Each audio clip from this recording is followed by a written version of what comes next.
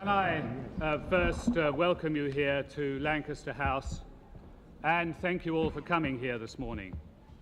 Let me just say a few words at the outset about the background to this conference this morning and some of the decisions that I believe we need to take. I decided to call this conference a week or so ago for one simple, straightforward reason. And that is that I did not myself believe that the international effort in Bosnia could continue in the future in the same fashion it has done over the last few months. We've seen over the last fortnight or so some fairly dramatic events. The capture of Srebrenica, and it now appears Zepa, by Bosnian Serb forces. I think it's worth just recalling for a moment what those Bosnian Serb forces have done. They've attacked lightly armed peacekeepers, they've flouted United Nations decisions, and in a spectacular fashion they've abused human rights. Frankly, their behavior to the local population has been nothing less than barbaric, and new reports of atrocities come in daily. The result of that is plain to see. The international aid agencies are now having to cope with a new flood of homeless and frightened refugees. Over recent months, we've seen a cycle of attack and counterattack, and the impact of that has been to threaten our ability to continue peacekeeping and to maintain the humanitarian work across Bosnia. There is a very clear risk, I put it at its lightest, a very clear risk that Gorazde and Sarajevo may be the next targets of Serb aggression. But neither is the crisis confined just to the eastern enclaves.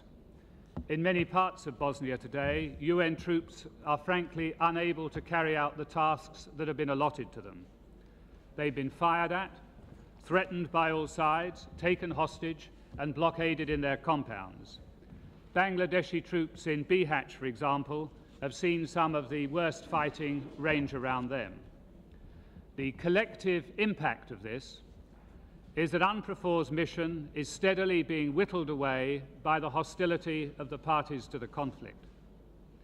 For these reasons, I felt it right to have this conference, because I believe that we've reached a turning point for the United Nations mission. I invited you here because I believe that new collective decisions are urgently needed, and we simply cannot afford different noises from different capitals. We need to be clear what we are about and to speak clearly and with a single voice. What's at stake, I think, goes wider than Bosnia. We face a fundamental challenge to our ability to work together effectively to cope with chaos and disorder. And I think, therefore, we need both to come to a united view and set clear guidelines for future decisions. Simply by deciding to meet today, we provided a focus for fresh thinking. But that fresh thinking, of course, needs to be translated into joint action. I would suggest to you that there are 4 objectives for our meeting today. Firstly, I believe UNPROFOR should remain in Bosnia so long as it can carry out a useful task without wholly unacceptable risk. But we need to establish the conditions under which UNPROFOR can stay, and clearly we cannot go on as we are. Second, we need to agree a way of deterring further brutal aggression, and in particular the imminent threat to Gorazde. Thirdly, we need to think afresh about diplomatic efforts to achieve a negotiated settlement. And we do need some urgency here. We need to give more support to the negotiators. And fourthly, we should review the work of the humanitarian organizations and address some of the problems that they face. Let me turn to UNPROFOR for a moment. It seems to me that its role has been widely misunderstood and misrepresented by very many people. The United Nations did not send UNPROFOR to Bosnia either to enforce peace or to fight a war. Its purpose there has been to help the humanitarian efforts and to keep peace where peace has been established, as it has been established in a great part of central Bosnia. It's worth recalling that in 1992, before UNPROFOR was deployed, up to 400 people died on an average day in Bosnia. By the last year, that figure had fallen to single figures a day. UNPROFOR and the aid agencies have brought help literally to millions of people: food for the starving, shelter for the homeless, and care for the sick. They've rebuilt schools, cleared mines, opened up roads. And we need to bear in mind that unless we can find the circumstances in which they can stay there, those achievements will be jeopardized and lost if UNPROFOR is forced to withdraw.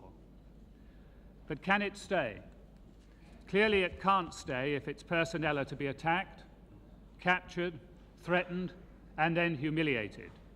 It simply can't stay to be abused as a shelter behind which the armies attack one another. It cannot stay and do its work if its movements are impeded, and it cannot operate if the parties to the conflict don't provide the necessary level of consent and cooperation. So if we wish it to stay, and I re-emphasize, I do wish UNPROFOR to stay in Bosnia, then we must seek to agree some realistic objectives for it, and then we must provide the means to enable them to meet those objectives. And I have to say to colleagues gathered here today, in the past, where UNPROFOR can be seen to have failed, that has often been because it has been given inadequate means or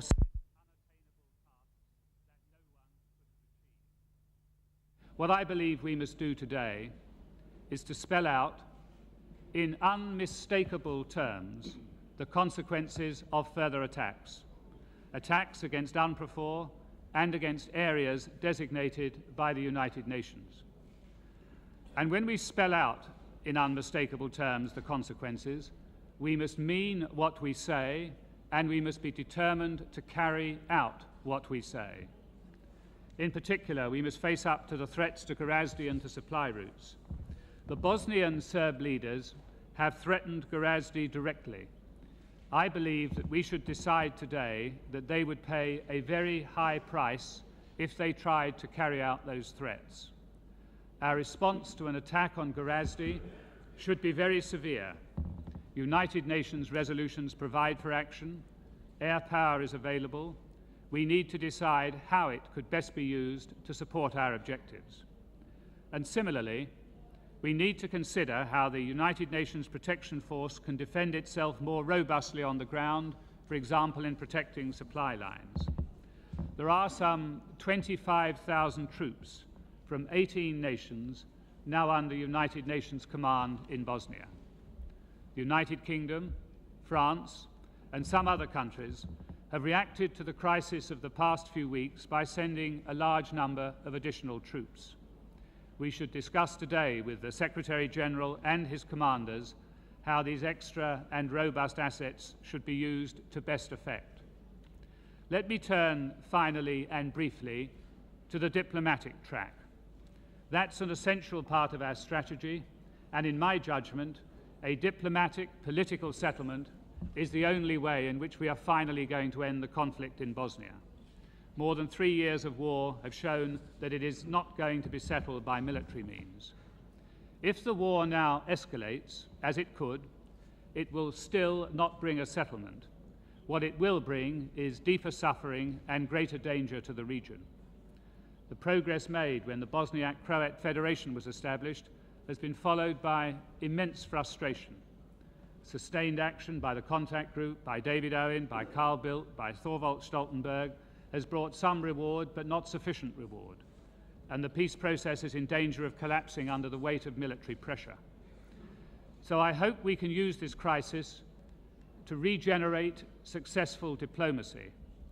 Together we must provide more help to the United Nations and the European Union negotiators, and I hope they will soon be able to secure the recognition of Bosnia by Belgrade. That in itself would be important, but self-evidently we need to go further. We need to think how best to confront the parties with the alternatives to war and with the consequences of ignoring a negotiated settlement. Let me just finally say this. As I said a few moments ago, Bosnia is at a turning point as we meet today. It is closer than ever before to all-out, unrestrained war between the parties. If we can't deter aggression, if we can't secure the consent of the parties and their willingness to negotiate rather than to fight, then the prospects for UNPROFOR's continuation in Bosnia must be seen as very bleak indeed. And if UNPROFOR were forced out of Bosnia, and that is clearly possible, then we should recognize that that cannot and would not end the involvement of the nations gathered around this table today. It may change their involvement, but it couldn't end it, and we all know that to be the case. I believe that our present involvement, saving lives and seeking a political settlement, remains the best way forward, and I hope today we can give that a fresh impetus.